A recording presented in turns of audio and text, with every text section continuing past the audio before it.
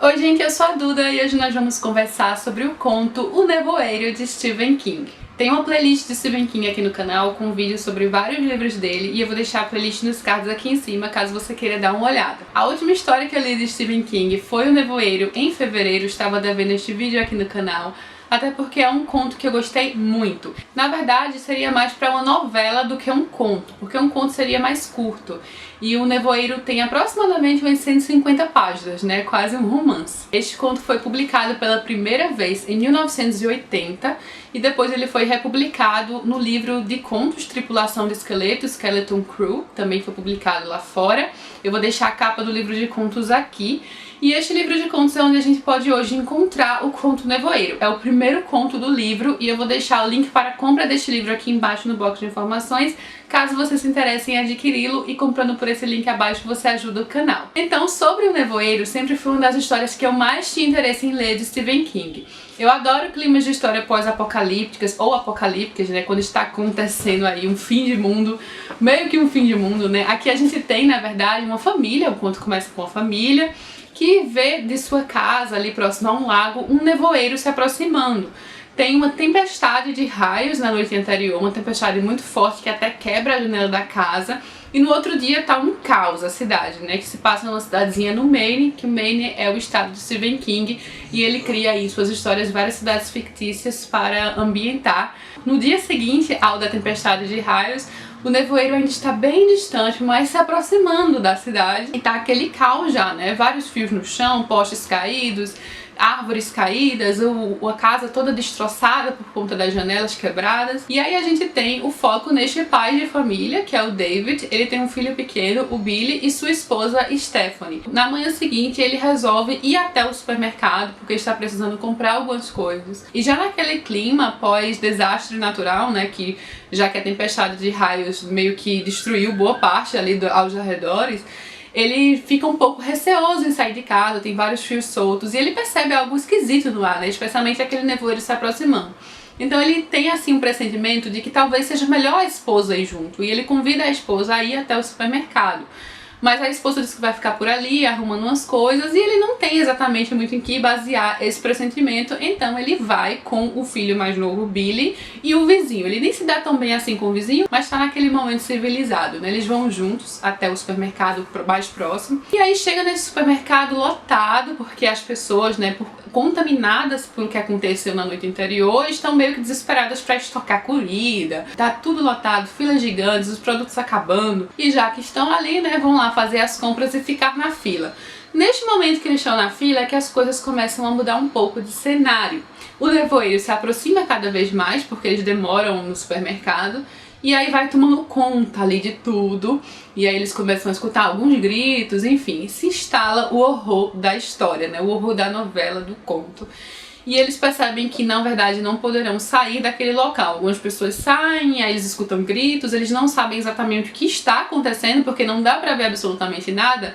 E esse é um tipo de horror bem apelativo, né? Que fascina muito o imaginário de todos. É aquele horror que não podemos tocar, não podemos ver, não sabemos o que temer. E por não sabermos, fica pior ainda. Porque quando a gente está vendo a coisa, por pior que seja, estamos vendo, sabemos que é aquilo, sabe? Sabemos que está ali. E as mortes são terríveis, né? Gritam, enfim. Eles percebem tentáculos. Tem até uma atmosfera meio H.P. Lovecraft, que o Stephen King era um admirador, né? Então ele deve ter inspiração aí em alguns livros nessa vibe H.P. Lovecraft de monstros ancestrais e inimagináveis, de tão terríveis. E aí o marido começa a temer, claro, por sua esposa. Ele imagina o que pode ter acontecido, já que a janela da casa estava quebrada, ela estava desprotegida e eles moravam justamente à beira do lago, né?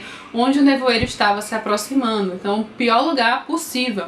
Ele já imagina que não vai ter muita salvação ali, mas ele quer sim sair daquele supermercado, porque na verdade as coisas começam a ficar muito tensas. Sempre em situações de desastres naturais ou situações de qualquer tipo de desastre, a gente sabe que os sentimentos, os nervos estão em polvorosa e exaltados, e é o que acontece naquele ambiente confinado, né? Todos com muito medo, e aí tem aquela pessoa ali no meio, tem uma mulher que é bem temida, já era temida na cidade, é uma senhora, na verdade, que tem um fervor religioso muito forte, e ela vê ali o fim do mundo.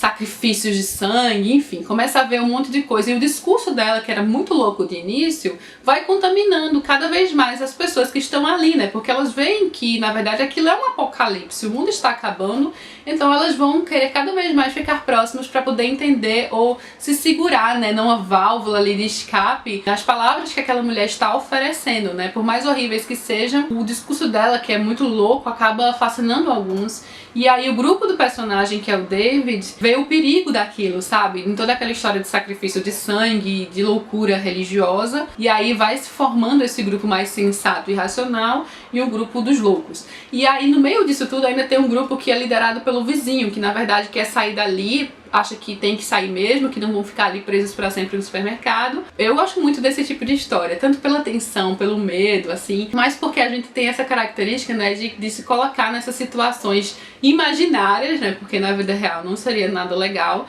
através da ficção, né, tanto livro quanto filme. É um tipo de situação que fascina muito, assim, que deixa a gente imaginando o que faríamos naquela situação. E é uma forma de experimentar aquela tensão através da literatura. E o Stephen King, gente, ele escreve de uma forma que nos coloca ali. Ele sempre teve isso, né? Uma coisa que eu adoro nos livros dele, que ele passa tudo tão vividamente que a gente sente os nervos, assim, à flor da pele junto com os personagens. Então eu achei um conto, uma novela muito envolvente, nem queria que terminasse, na verdade. E ele termina assim de uma forma que eu achei mais satisfatória do que o filme. Eu assisti o filme que foi inspirado neste conto. Não estou falando da série mais recente do Netflix, que tem várias adaptações ali, é só levemente inspirado no conto. Tem um filme que foi publicado ali mais próximo a 2007, 2008, ali por volta dessa época, que é inspirado nesse conto. E ele é até bem fiel, assim, até certo ponto. Tem algumas diferenças aqui e ali, mas ele é bem fiel, bem mais fiel do que a série. Eu cheguei a ver uns 3, 4 episódios da série da Netflix e eu não gostei muito. Eu até parei de assistir assim e nem quis voltar. Eu sei que foi cancelada até, então foi até bom não ter investido muito do meu tempo. Mas o filme, por outro lado, é mais fiel e eu sei que o Stephen King, né, o criador do conto, gosta daquele filme, porque eu já vi um ranking de filmes preferidos de terror e horror e suspense e ele colocou o The Mist, o Nevoeiro. Eu não sou tão fã assim daquela adaptação, eu gostei muito mais do conto, apesar sim de ser fiel em vários sentidos. Mas eu achei a experiência mais satisfatória, a experiência de leitura mais satisfatória e o final também. Talvez não seja um final que agrade a todos, eu não vou me estender muito explicando o porquê, porque eu não quero soltar nenhum spoiler, mas eu gostei mais do final, de como as coisas terminaram no conto, na novela, do que no filme. Mas eu acho que vale sim você ler e assistir, ou mesmo ler depois que assistir, né? Que foi o meu caso. Eu assisti o filme primeiro, mas fazia tanto tempo que eu nem lembrava de muitos detalhes, mas eu lembrava do final, de como as coisas terminavam, e eu fiquei bem feliz que não termine exatamente da forma como termina no filme, né? Porque foi uma surpresa e também porque eu não gosto tanto do final do filme. Ah, e uma curiosidade muito legal que eu já ia esquecer de mencionar é que o King já disse que ele tirou a inspiração desse conto,